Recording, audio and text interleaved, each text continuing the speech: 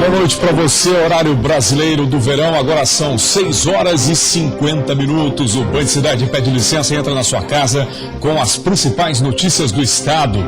A Polícia Rodoviária Federal divulgou o balanço dos acidentes na Operação 12 de Outubro.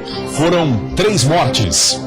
E começaram hoje os trabalhos emergenciais de contenção na SC 406, aí no sul da ilha, no Morro das Pedras. O local foi um dos mais atingidos pela ressaca na capital. E a polícia investiga a morte de uma jovem guarda-vidas encontrada morta dentro de um apartamento em Itapema, no litoral norte.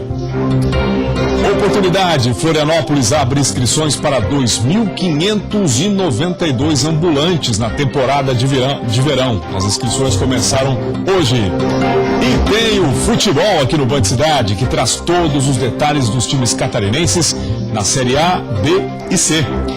Hoje é segunda-feira, 16 de outubro de 2017. O Band Cidade está no ar. Obrigado aí pela sua audiência.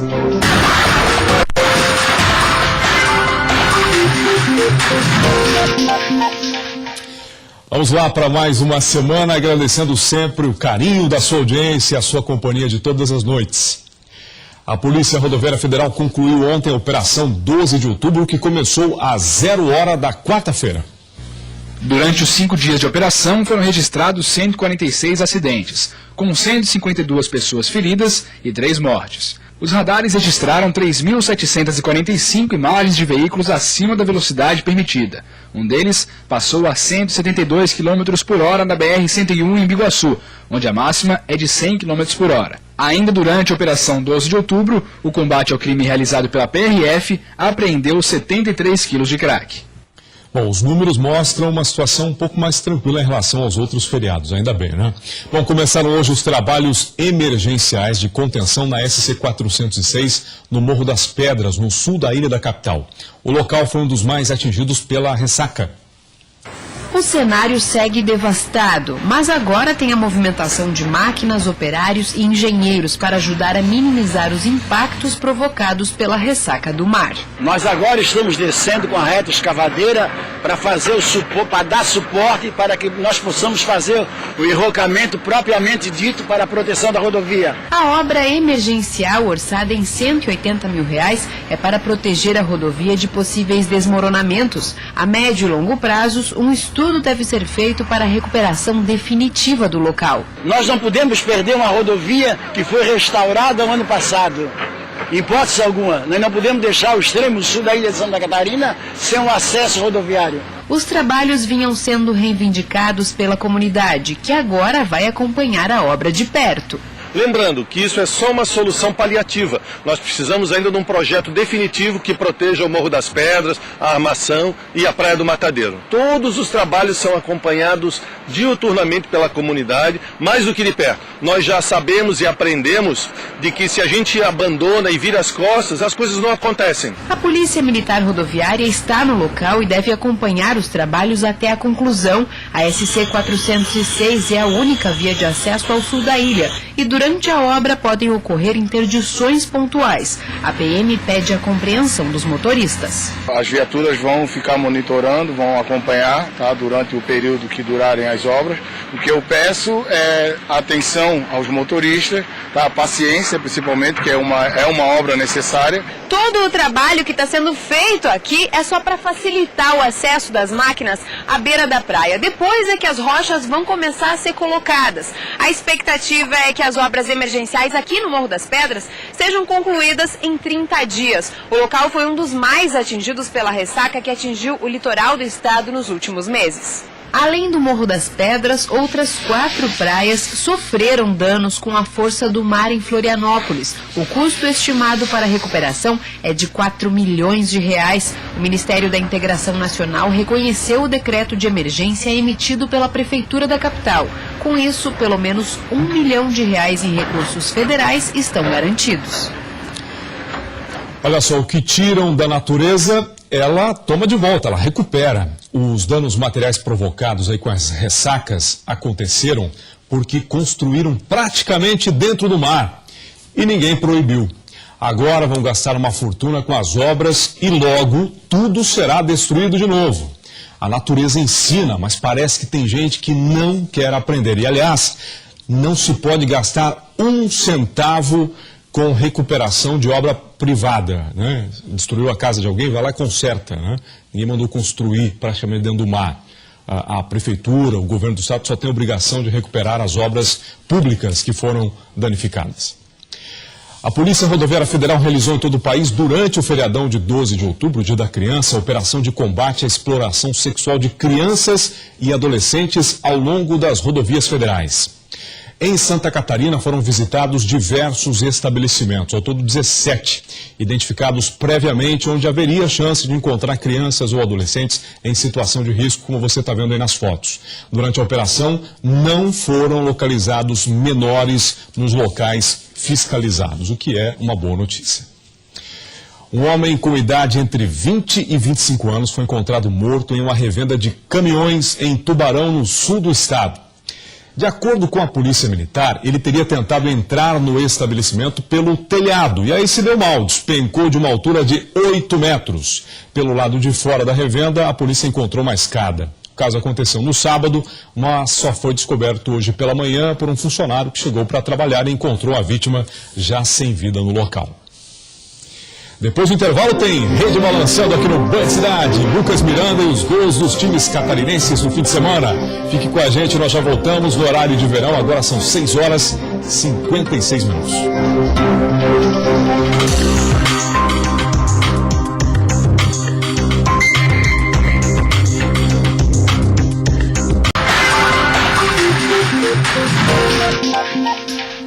De volta com o Band Cidade, acerte seu relógio aí, estamos no horário de verão, agora às 7 horas da noite em ponto. A EFAP terminou em Chapecó, mas a segunda-feira foi de muito trabalho no Parque de Exposições Tancredo Neves. Desmontagem dos móveis e estandes, além do carregamento dos produtos que não foram vendidos. Miriam está satisfeita com os resultados. Ela, que trabalha na confecção de produtos para crianças, teve a oportunidade de projetar negócios durante os 10 dias de feira. Eu fechei muita parceria, que isso é importante, parceria com lojistas e representação mesmo do meu produto pro estado, né? A gente conseguiu fechar assim e aí essa semana a gente já está com as vendas então assim garantidas, né? Nessas parcerias dos lojistas, que para mim foi bem importante. Então para mim valeu a pena por esses motivos. Eduardo está auxiliando Dona Maria Aparecida na desmontagem dos estandes. Eles, que comercializaram óculos e bolsas, estão acostumados a participar de feiras e pretendem voltar a Chapecó por causa dos ótimos resultados nas vendas. Bem gratificante, a gente conseguiu vender bem, fizemos boas vendas, né? No final foi muito bom para nós. Na terça-feira, para mim foi na terça-feira. Teve amigos que na terça não foi legal, o produto dele não tinha muito a ver com aquele público, mas para mim sim foi bom, foi um dos melhores dias. Até sábado, mais de 330 mil pessoas passaram pela feira. A Comissão Central Organizadora deverá divulgar nesta terça-feira o balanço final.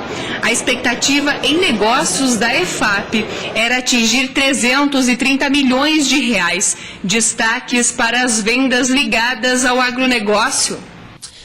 E olha só, uma jovem de 20 anos foi encontrada morta dentro de casa no bairro Tabuleiro, em Itapema, na manhã de sábado.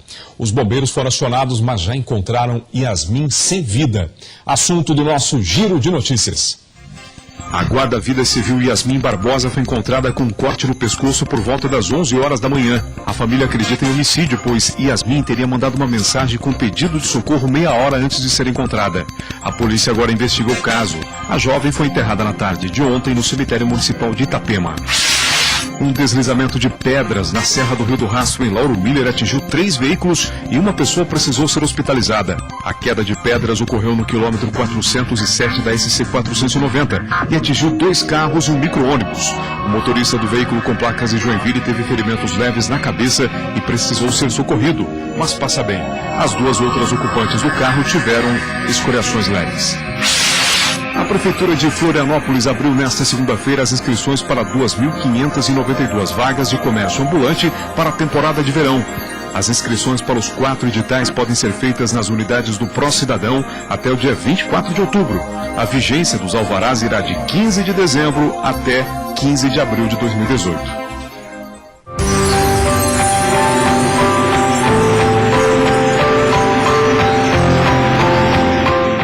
Vamos passear por Santa Catarina, que a cidade do dia hoje é a linda Três Itilhas, no oeste catarinense. Olha as imagens aí de Três Itilhas. A colonização ocorreu em 13 de outubro de 1933, quando o ministro da Agricultura da Áustria mudou-se para lá. A cidade tem uma economia baseada na agricultura, destacando-se na pecuária leiteira e indústria de laticínios. Os tiroleses também trouxeram um trabalho de madeira, né, que hoje produz belíssimas esculturas. É conhecido como o Tirol brasileiro. A cidade comemora 84 anos. Parabéns para Três Itilhas, a cidade do dia hoje aqui no Band Cidade. E hoje é segunda-feira, dia de futebol aqui no Band Cidade. Lucas Miranda já está com a gente e traz os gols do fim de semana. Apenas um clube se destacou no fim de semana aí, Lucas. Boa noite. Boa noite, Moacir. Boa noite a todos ligados no Band Cidade. Pois é, na Séries A e B apenas um time se deu bem e foi da Série B. Na Série A deu tudo errado para os times catarinenses, começando a falar da Chapecoense, que recebeu o Flamengo, teve pênalti contra, o Flamengo errou, mas mesmo assim o Flamengo saiu com a vitória. Mais de 10 mil torcedores compareceram na Arena Condá para apoiar a Chapecoense, mas foi o Flamengo que chegou primeiro com perigo nesta cobrança de falta de Diego, mas Jandrei defendeu com tranquilidade. Reinaldo fez uma boa jogada individual, mas a bola foi para a linha de fundo. No segundo tempo, Reinaldo mandou para Túlio de Melo, que tentou de cabeça, mas Diego Alves fez uma boa defesa. Guerreiro arriscou para os visitantes, mas a bola foi para fora. Nesta cobrança de falta, Reinaldo quase surpreendeu Diego Alves, que mais uma vez afastou o perigo para o time carioca. Guerreiro recebeu de Beril a bola, que bateu na mão de Douglas dentro da área. Pênalti. Everton Ribeiro cobrou e Jandrei defendeu. E aos 34 minutos do segundo tempo, neste lance, Diego abriu o placar para os visitantes. Fim de partida, Chapecoense 0, Flamengo 1. É uma derrota terrível para a Chapecoense, que perdeu 3 posições aí com esse resultado e agora vai pegar o Atlético Mineiro na próxima quarta-feira. A gente fala agora de Avaí, que também jogou contra o time carioca, mas foi até o Maracanã para enfrentar o Fluminense e também saiu derrotado. Fluminense e Avaí, os dois na zona de rebaixamento. Em casa, o tricolor partiu logo para o ataque. Aos 5 minutos, Henrique Dourado pediu pênalti de Juan. 2 minutos depois, o Flu voltou a reclamar, pedindo toque de mão. Richard mandou pro gol e Douglas fez bela defesa. Mas aos 13 minutos não teve jeito. Sornosa acertou o travessão, Marcos Júnior tentou e a bola chegou até o artilheiro Henrique Dourado, que abriu o placar. 15º gol de Henrique Dourado no Brasileirão. 1 minuto do segundo tempo, Leandro Silva empatou de cabeça. O juiz da partida, Flávio Rodrigues de Souza, validou o gol, mas o assistente anulou. Marcou falta de alemão em Diego Cavalieri. E tome reclamação. O Flu foi para cima e teve chance de marcar o segundo. O Avaí, perdendo o jogo, tentava entrar na zaga adversária, mas pouco finalizava com perigo. Aos 32, Gustavo Scarpa cruzou, Matheus Alessandro fez, mas a arbitragem anulou, marcando falta do atacante. Foi sofrido para o Fluminense, mas a vitória, enfim, apareceu. Pois é, o Avaí permanece na zona de rebaixamento, agora pega o Botafogo nessa quarta-feira dentro da ressacada e precisa fazer o resultado. Vamos ver como é que ficou a classificação da Série A com esses resultados. Na primeira página não aparece nenhum time catarinense. Corinthians está em primeiro, Grêmio em segundo, Santos terceiro, quarto Palmeiras, quinto Cruzeiro. Esse é o G5. Botafogo e Flamengo vêm ali atrás, também beliscando essa vaga na Libertadores. E aí a Chapecoense, desastrosa realmente essa derrota, 3 posições caiu, está em 16º agora, com 36% de chance de rebaixamento, viu? E o Avaí aumentou para 66%. 3,7% de chance de rebaixamento também com essa derrota. Precisa buscar essa vitória contra o Botafogo, que também vai vir mordido para cá, justamente porque quer essa vaga para a Libertadores e não vai dar moleza para o Avaí, com certeza. Agora a gente fala de Série B, porque o Criciúma começou vencendo o Paraná, mas também deixou a vitória escapar. O Criciúma abriu o marcador aos 3 minutos do primeiro tempo. Alex Maranhão cobrou a falta e fez 1-0 para o Tigre. O tricolor do Sul Catarinense teve ainda a chance de ampliar com Diego Giareta, mas a bola parou na trave. Os paranistas buscaram empate nessa cobrança de escanteio e Iago Maidana fez, de cabeça, 1-1. O goleiro Luiz foi expulso ainda no primeiro tempo. O arqueiro tricolor defendeu com a mão fora da área. E na segunda etapa o Paraná conseguiu a virada. João Pedro cobrou falta com perfeição. Final, 2 para os paranaenses, 1 para o Criciúma. E amanhã tem Criciúma e Vila Nova no Heriberto Wilson. Criciúma praticamente anulou suas chances de conseguir subir para a primeira divisão com essa derrota. E agora a gente fala de Figueirense. Esse sim conseguiu a vitória, foi o único time catarinense que conseguiu vencer nessa rodada. Foi dentro de casa, mas sempre com sufoco. Debaixo de chuva, vento e frio, o torcedor do Figueira assistiu uma partida de muita pegada dos dois lados. O Furacão do Estreito abriu o placar com o atacante do amor, Zelov,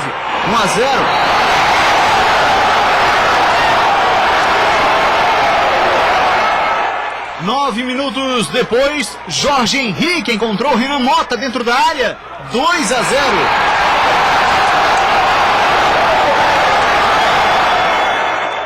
Depois disso, já no segundo tempo, o Santa foi para o abafa e conseguiu descontar com Anderson Salles. Final, Figueirense 2, Santa Cruz 1.